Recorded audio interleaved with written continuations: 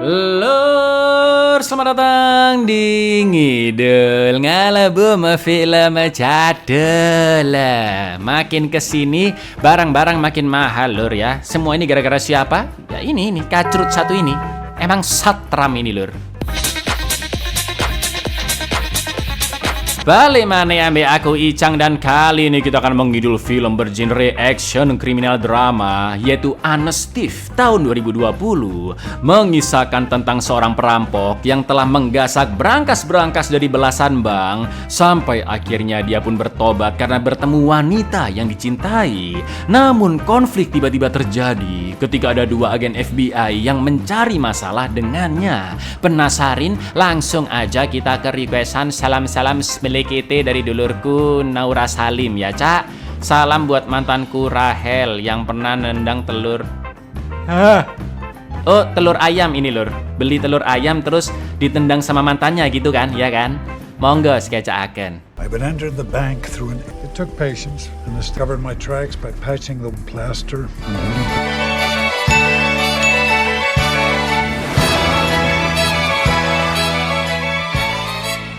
Tom Carter adalah seorang pencuri profesional di Amerika yang tidak pernah tertangkap selama 6 tahun terakhir lur. Total sudah 8 kali perampokan maupun pencurian yang dilakukan oleh Tom. Dan di perampokannya yang pertama, Tom menggasak $658.000 atau setara 11 miliaran rupiah dari sebuah bank. Tidak ada sedikit pun jejak yang ditinggalkan oleh Tom. Dan orang-orang pun menyebut Tom dengan sebutan bandit keluar masuk, karena memang ya dia segampang itu keluar masuk buat nyolong dalam jumlah besar tanpa ketahuan lur.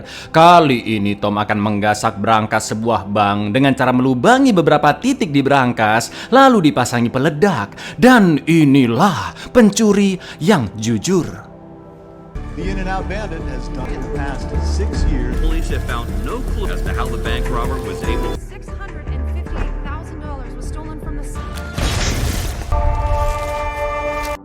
2 tahun kemudian Tom mendatangi perusahaan gudang penyimpanan karena ingin membeli gudang ukuran sedang untuk barang-barangnya. Tom pun bertemu karyawan di sana bernama Annie yang juga sedang kuliah pasca sarjana. Tom dan Annie pun ngobrol ngalor ngidul. Mereka terlihat nyambung dan tak butuh waktu lama Tom dan Annie akhirnya menjalin hubungan. Pastinya Tom tidak memberitai profesi yang sebenarnya dan mengatakan jika pekerjaannya adalah menjual berangkas. 1 tahun kemudian di suatu malam Tom mengajak Annie menyelinap masuk ke rumah yang sedang dijual, dan ternyata Tom ingin memberi kejutan karena rumah itu baru saja dia beli untuk mereka berdua tinggali. Mendengar itu Annie pun sangat bahagia karena rumah tersebut begitu nyaman dan indah baginya.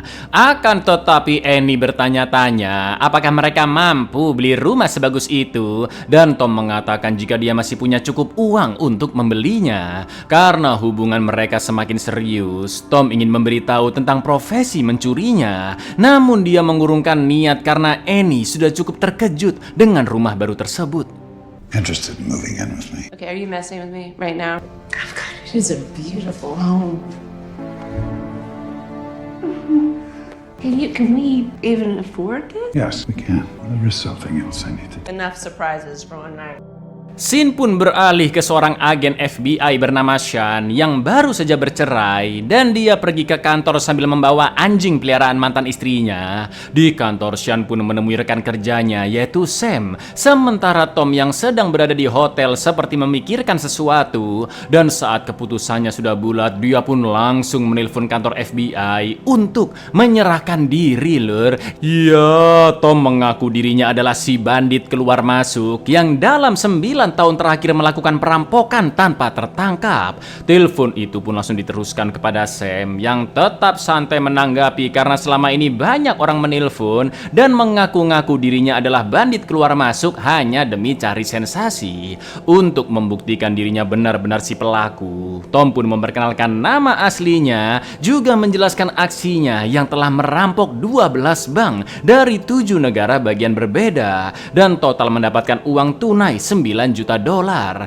Mendengar itu, Sam pun mulai penasaran dan mengspeaker teleponnya agar bisa didengar oleh Sean. Dengan jujur, Tom menceritakan alasannya menyerahkan diri adalah karena bertemu seorang wanita yang pintar, pengertian, lucu, rajin sholat, dan selalu bersemangat. Siapa lagi kalau bukan Annie, ya kan?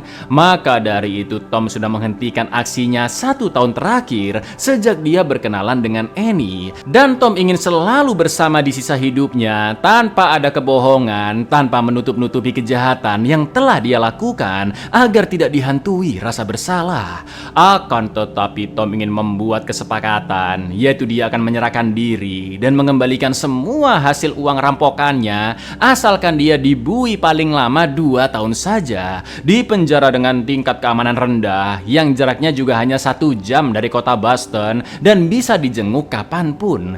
Tom pun memberikan alamatnya sekarang, yaitu di Hotel Charleston, dan mempersilahkan FBI jika ingin menangkapnya. Meski masih tidak percaya, namun saya mengatakan jika FBI akan datang segera ke sana esok hari. Means more to me than all the dollar bills in the world.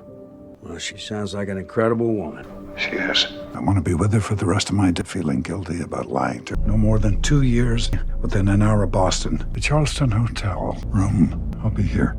Sam pun meminta 2 agen FBI kepercayaannya, yaitu John dan Raymond, untuk mengecek ke lokasi Tom apakah dia benar-benar bandit keluar masuk yang asli. Di lain sisi, Annie mengabarkan jika ujian kuliahnya berjalan lancar, dan Tom pun memberitahu jika dia terpaksa pindah ke Hotel Charleston dengan alasan pipa toilet tetangga apartemen di atasnya bocor dan membanjiri unitnya. Sebelum menutup telepon, Tom mengatakan jika dia sangat bangga dengan pencapaian Annie. Oh, fantastic. No, the apartment. One of his pipes burst. Annie, Yes, my love. I'm proud of you. Keesokan paginya, John dan Raymond pun datang, yang ternyata mereka masih tidak percaya, apalagi Tom sudah cukup tua, dan semua penjelasan tentang perampokannya juga bisa didapatkan dari internet. Maka dari itu, Raymond meminta Tom untuk memberi detail-detail spesifik perampokan yang sekiranya hanya Tom yang mengetahuinya. Tom pun mulai menjelaskan bahwa 12 bank yang dia rampok tidak sembarangan dipilih. Tom selalu fokus pada bank-bank di kota kecil dengan berangkas-berangkas jadul yang dibuat sebelum tahun 1950. Karena berangkas-berangkas baru dengan mekanisme penguncian ulang dan model yang lebih baru akan jauh lebih sulit untuk diledakkan. Selain itu, bank yang diincar harus bersebelahan dengan gedung kosong, lur. Dan Tom menjalankan aksinya setiap Jumat malam ketika hari Jumat tersebut tanggal merah. Karena saat long weekend 3 hari, orang-orang akan sibuk berlibur dan bank tentunya kosong serta minim penjagaan. Setelah itu, Tom menjebol tembok gedung kosong yang tepat berada di sisi ventilasi AC bank, lalu mulai mengebor pintu baja berangkas dengan sangat hati-hati dan meledakannya dengan bahan gelignit.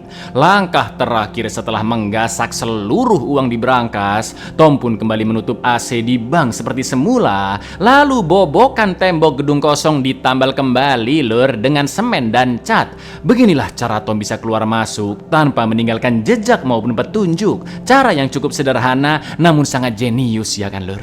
But just as important, I needed the bank to have a vacant building. I focused on small town banks with older vaults.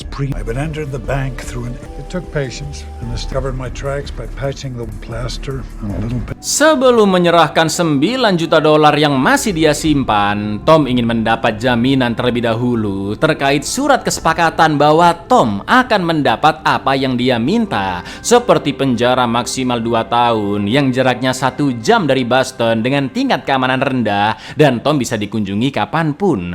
Akan tetapi John dan Raymond menolak karena mereka harus melihat uang-uang tersebut sebagai bukti.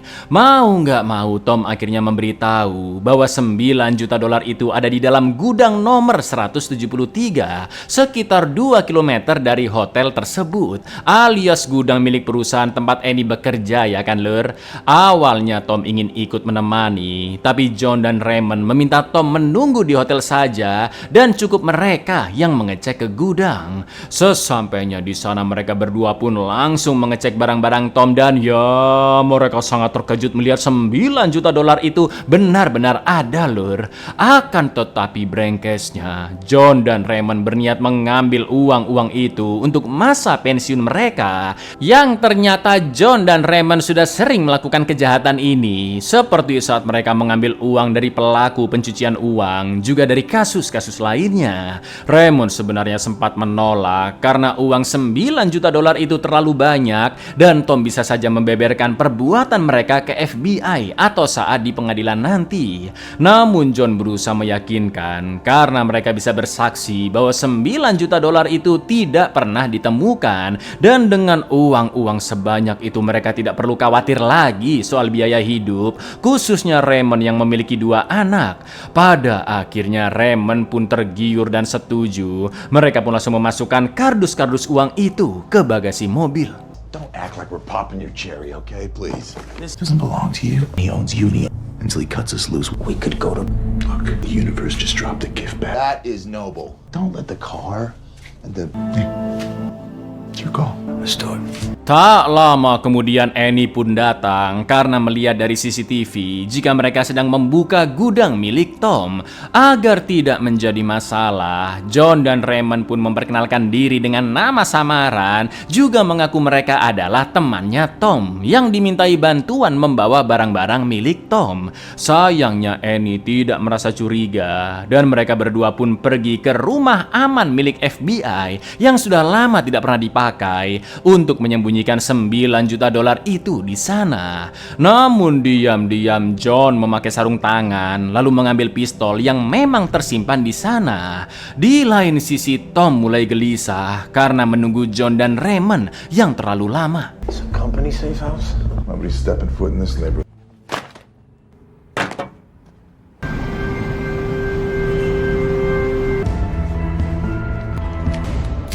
Ketika hari sudah malam, John dan Raymond kembali mendatangi Tom di hotel untuk memberitahu bahwa uang 9 juta dolar itu sudah mereka temukan. Lalu tiba-tiba John menodongkan pistol dan berniat membunuh Tom untuk membungkamnya, yang membuat Raymond terkejut karena dia tidak tahu rencana John seperti ini.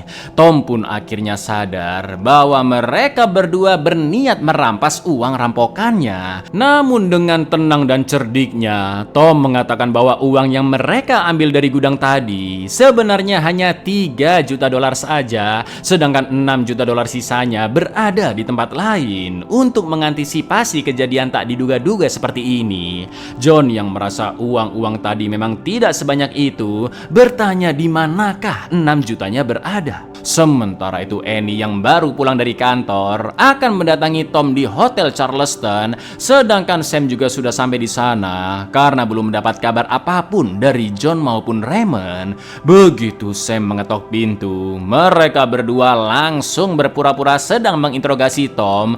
Akan tetapi Tom memberi kode ke Sam bahwa kedua anak buahnya memiliki niat terselubung, dan Sam mulai curiga karena melihat John yang membawa pistol. Lalu yang terjadi, lur?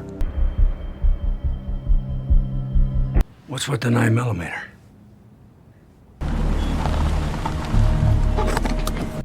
What exactly? Tanpa basa-basi John menembak Sam dan Tom langsung melawan mereka berdua hingga jatuh bersama John keluar gedung, yang tentu Annie sangat terkejut melihatnya. Saat itu juga Tom membawa Annie kabur dengan mobil jeep miliknya dan Tom menjelaskan bahwa yang menembak tadi adalah agen-agen FBI. Karena Annie masih takut dan kebingungan, Tom pun berjanji akan menjelaskan semuanya setelah berhasil lolos. Di lain sisi John dan Raymond langsung lalu John memberitahu skenario yang akan dia buat dari insiden tadi jika dia akan memfitnah Tom lah yang menembak Sam. Karena Tom dan Annie tidak ditemukan di mobil jeep, mereka berdua pun menyusuri area sekitar karena Tom dan Annie pasti belum kabur terlalu jauh. Sampai akhirnya mereka masuk ke area parkir suatu gedung dan untungnya tidak menemukan Tom dan Annie lur, yang ternyata bersembunyi di salah satu mobil. Anything? Can't before.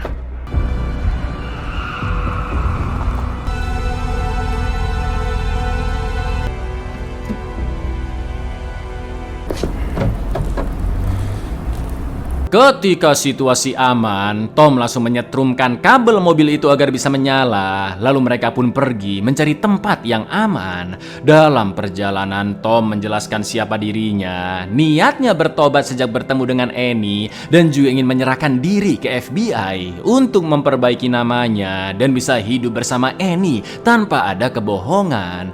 Mendengar itu, Annie pun syok karena tidak menyangka pria yang dia cintai ternyata seorang perampok kelas kakap.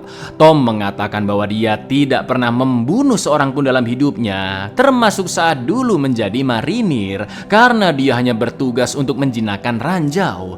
Tom juga tidak membeli rumah baru mereka dengan uang hasil rampokan, melainkan uang tabungannya dari marinir. Meski begitu, Annie masih merasa kecewa karena Tom telah membohonginya selama setahun, dan Annie pun bertanya mengapa Tom menjadi perampok. Tom pun menceritakan bahwa dulu saat bertugas di marinir, ibunya meninggal akibat radang paru-paru, dan sejak insiden itu mental ayah Tom jadi terganggu karena begitu depresi juga kesepian hingga kesulitan bekerja secara produktif. Mirisnya ayah Tom yang sudah bekerja 35 tahun di pabrik pipa dipecat begitu saja lur, tanpa melihat dedikasinya selama ini. Bukan hanya itu, bos di pabrik tersebut juga menggelapkan dana pensiun karyawan yang membuat ayah Tom tidak mendapatkan uang pensiun. Udah ditinggal istrinya, nggak punya harta pula ya kan lur. Ayah Tom pun memutuskan Bun-Bun dengan menabrak sebuah pohon. Kejadian inilah yang membuat Tom memutuskan untuk merampok, termasuk bank tempat si bos pabrik menyimpan dana pensiun. Akan tetapi Tom tidak pernah memakai sepeser pun uang curiannya, karena tujuan Tom merampok untuk membuat hidupnya lebih asyik, lebih seru dan lebih menantang. Sampai Tom bertemu dengan Annie yang bisa membuat dirinya merasa hidup, dan Tom memutuskan untuk bertobat.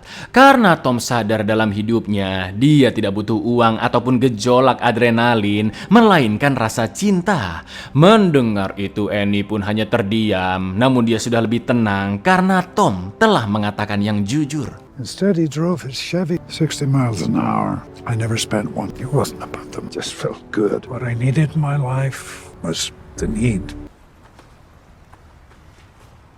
Di lain sisi, polisi sudah memenuhi TKP Hotel Charleston. Sean begitu terpukul melihat kematian rekan sekaligus sahabatnya, dan Sean pun berjanji akan memburu si pelaku. Sedangkan John dan Raymond melapor jika Sam sudah tewas ketika mereka datang ke hotel. Mereka berdua berusaha menangkap Tom, namun dia berhasil kabur melalui jendela dan pergi bersama seorang wanita. Entah siapa wanita itu. Selain itu, John dan Raymond juga mengaku bahwa di gudang milik Tom tidak ditemukan uang. Sementara itu di jalan, Annie menceritakan dua orang yang melawan Tom di hotel sebelumnya mengambil kardus-kardus dari gudangnya Tom.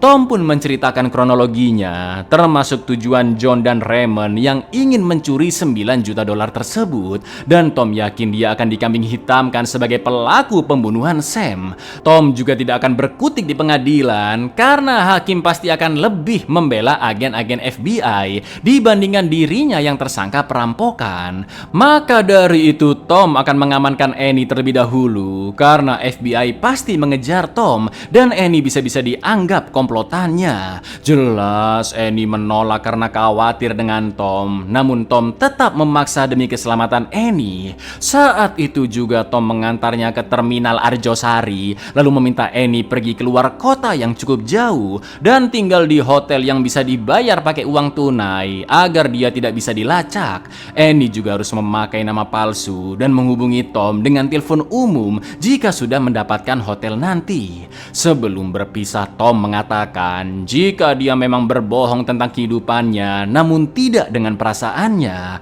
Tom benar-benar mencintai Annie sejak pertama kali melihatnya dan berjanji akan kembali menemuinya apapun yang terjadi. I lied about what I did, but not about how I feel about you. If they had accepted your deal, I would have waited for you.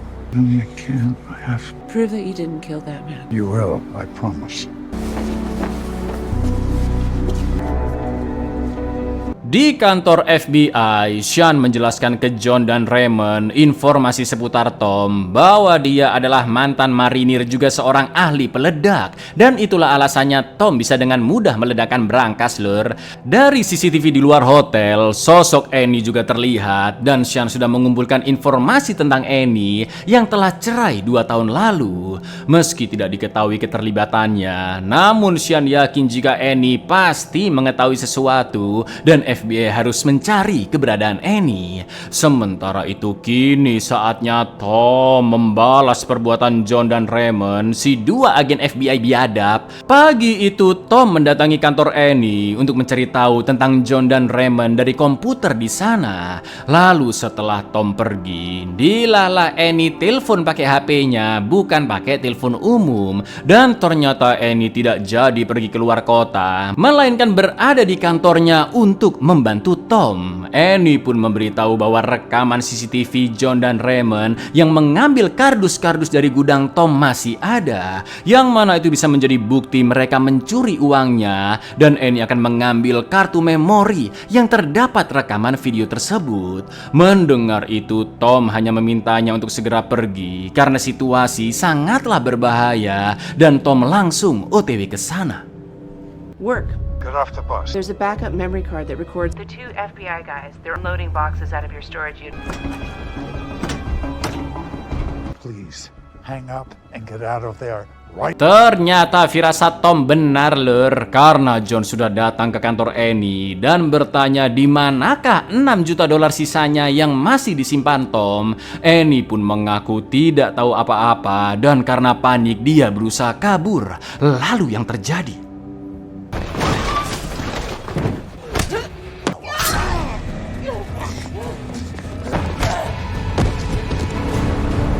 John tidak menemukan kartu memori rekaman CCTV, lalu mereka pun pergi dari sana. Sedangkan Tom yang baru sampai langsung membawa Annie ke rumah sakit agar segera diobati. Namun Tom terpaksa meninggalkannya karena di RS sedang banyak polisi lur, dan Tom kabur dengan mencolong mobil van. Setelah itu Tom menelpon kantor FBI yang diterima oleh Sean dan minta disambungkan ke John.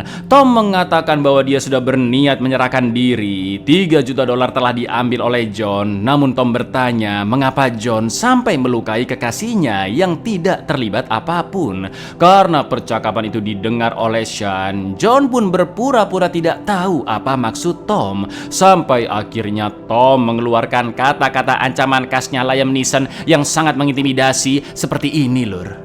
She had nothing to do with it. Girlfriend. You lost me, buddy. I tried to turn myself in. Agent Evans, I'm coming for you.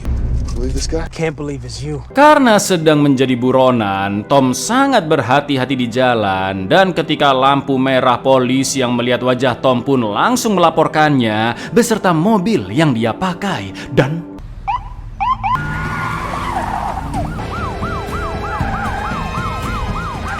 Northbound on Webster. Make a right.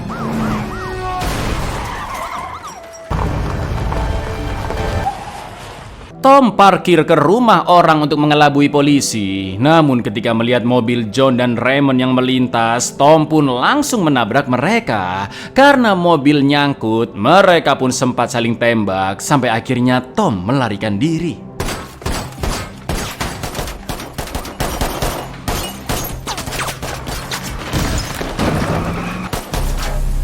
Dari sana Tom meninggalkan mobil van, tapi dilala Sean melihatnya dan berusaha mengejar. Tom sengaja memancing Sean ke area yang sepi. Duel pun akhirnya terjadi dan Sean berhasil dikalahkan.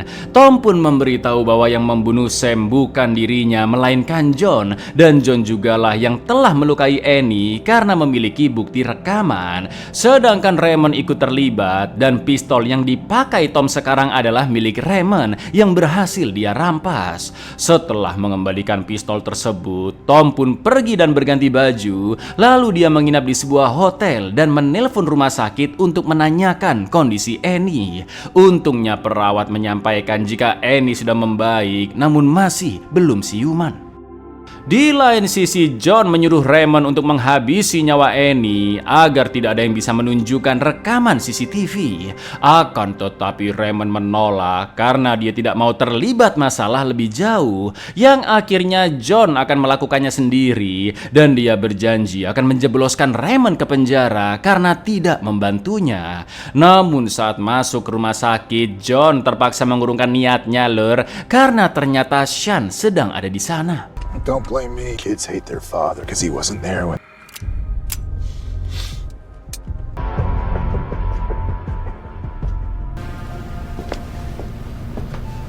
Esok paginya di kantor FBI, Sean memanggil John ke ruangannya untuk ditanya maksud perkataan Tom di telepon kemarin, yaitu John dan Raymond mencuri uang $3 juta juga telah melukai Annie. Jelas John pun menyangkalnya dan mengaku bahwa uang-uang itu tidak pernah ada. Namun ketika Sean mengembalikan pistol milik Raymond, sontak mereka pun sadar jika Sean pasti sudah bertemu dengan Tom. Sementara itu Tom nyolong mobil lain dan mengikuti Raymond yang pulang sampai ke rumahnya.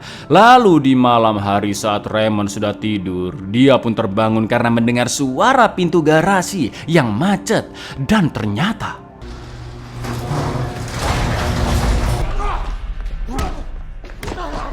You and I both know this wasn't your doing. Because you have the most to lose.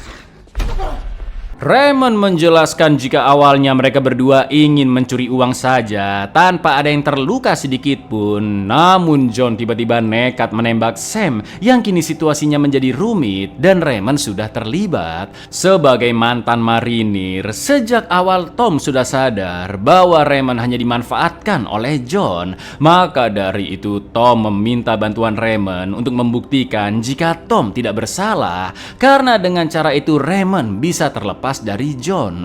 Usut punya usut, diam-diam Raymond telah mengambil memori berisi rekaman CCTV gudang dari sakunya Annie saat dia pingsan. Namun John tidak mengetahuinya dan Raymond pun menyerahkan memori itu kepada Tom. Selain itu Raymond juga menyuruh Tom untuk segera membawa Annie pergi dari rumah sakit karena John berniat membunuhnya. Saat itu juga Tom OTW ke RS dan masuk lewat pintu belakang, yang untungnya Annie sudah sadar dan Tom pun langsung mengamankannya ke hotel.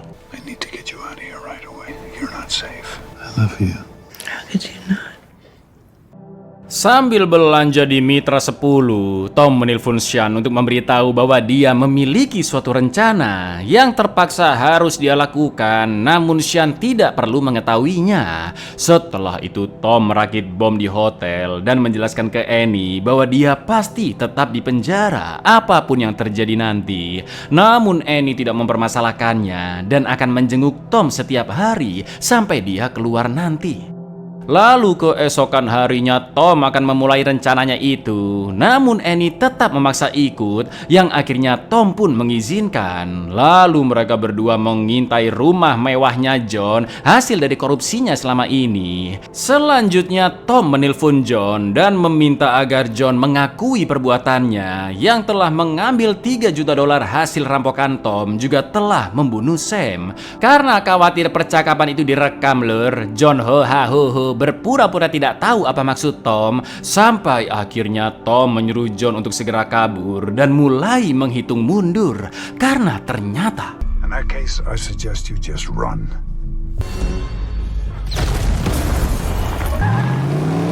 Nice try. Dead you would be. ya, semalam Tom sudah memasang bom di rumah John dan kini rumah mewah itu ludes tak bersisa. Tom kembali bertanya apakah John sekarang mau mengakui perbuatannya, namun telepon langsung dia matikan. Setelah itu Tom meminta Annie pergi ke gudang untuk bertemu dengan Sean yang diminta datang ke sana. Lalu Annie menjelaskan bahwa Tom adalah pria yang baik meski dia bersalah karena merampok. Annie pun memberikan memori memori rekaman CCTV, juga menyerahkan 6 juta dolar yang disembunyikan oleh Tom.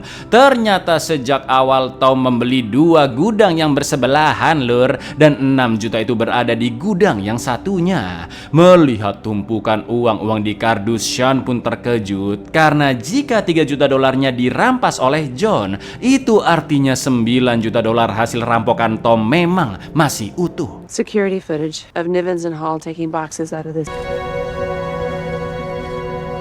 John datang ke rumah aman FBI untuk mengambil 3 juta dolarnya dan berniat kabur. Lalu John memberitahu Raymond apa yang barusan terjadi dan Raymond pun akan menyusul ke sana.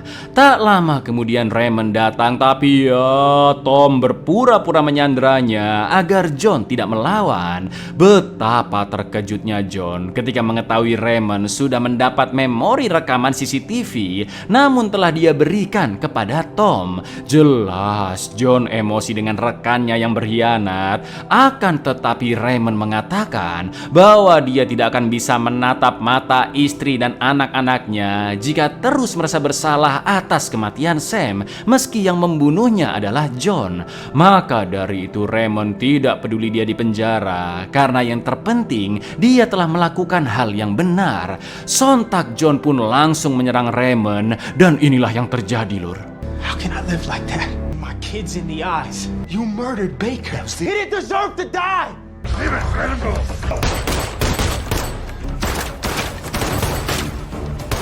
Naasnya Raymond tewas ditembak dan John kabur membawa 3 juta dolar tersebut, sedangkan perut Tom juga terkena peluru. Namun setelah itu Tom menelpon John dan dia mengetahui di mana posisi pastinya John saat ini, juga memberitahu bahwa ada bom di mobil tersebut. Ternyata sebelum masuk ke rumah aman FBI, Tom telah memasang bom berikut alat pelacak di mobilnya John. Tom mengatakan bahwa bom itu sangatlah sensitif dan akan terpicu jika John berdiri dari kursinya atau jika mobil terkena sedikit hentakan. Dan Tom menyarankan agar John memanggil tim penjinak bom. Apa nggak ketar-ketir ya kan lur? John pun terpaksa menghentikan mobilnya dan tetap duduk sampai polisi juga penjinak bom datang, termasuk Sean yang mengetahui laporan tersebut. Tapi ternyata bom yang dipasang Tom adalah bom palsu. Betul sekali, inilah rencana cerdik Tom agar John bisa ditangkap oleh Sean. Mampus ya kan? Dan sejak awal Tom memang tidak ingin membunuh lur.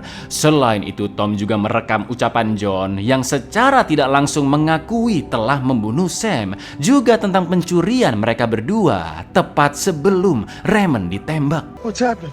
It's a dud. No detonator. Arrest him.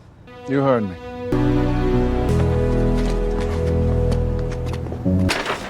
You murdered Baker. He deserved to die. Amos, let him go.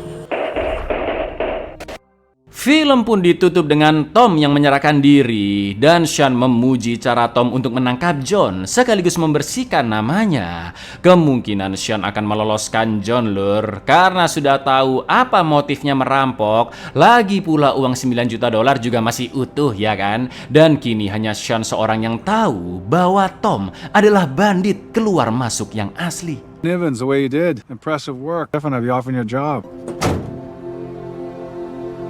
Must be one special one. Cheers. Abuyar, pesan moral dari film ini adalah jika kalian jomblo lur, merampoklah agar dapat jodoh. Loh, assalamualaikum.